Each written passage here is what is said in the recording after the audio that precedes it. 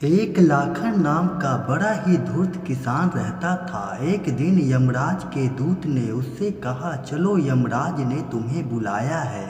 पहले तो वह काफ़ी घबरा गया, फिर कुछ सोचकर कहा, ठीक है, मैं अपने बाल बच्चों से मिल लेता हूँ। और घर जाकर उसने एक पर्ची पर कुछ लिखा और उनके साथ चल दिया।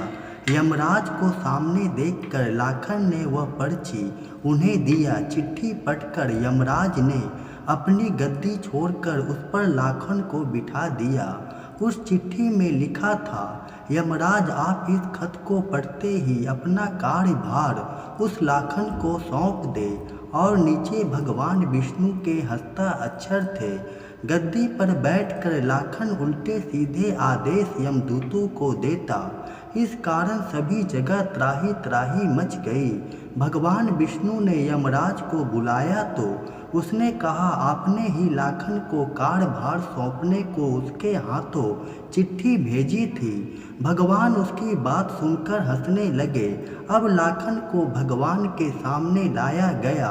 आखिर उसने झूठ क्यों कहा?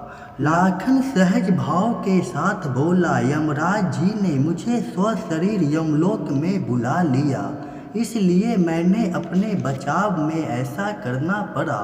सच्चाई जानकर भगवान यमराज पर क्रोधित हुए और कहा, फिर भी तुम्हें इसका दंड भोगना होगा। तुम्हारा दंड यह होगा कि तुम आज से नरक में रहोगे। लाखन ने भगवान से कहा, मुझे स्वीकार है, लेकिन मुझे कुछ समय के लिए मृत्यु लोक में वापस भेज देने की कृपा करें, क्योंकि अभी मैं मरा नहीं हूँ। कुछ सोचकर भगवान ने कहा, आखिर तुम पृथ्वी पर वापस क्यों जाना चाहते हो? लाखन ने कहा, मैं वहाँ सबको यह बताना चाहता हूँ कि धर्म कर्म या भगवान की महिमा का गुणगान करने से या उनके दर्शन से स्वर्ग नहीं मिलता, बल्कि नरक मिलता है। क्योंकि मुझे तो भगवान के दर्शन हुए, पर मुझे नरक की सजा मिली। लाखन की बात सुनकर सभी देवता घबरा गए। ऐसे तो पृथ्वी पर से भगवान से लोगों का विश्वास उठ जाएगा।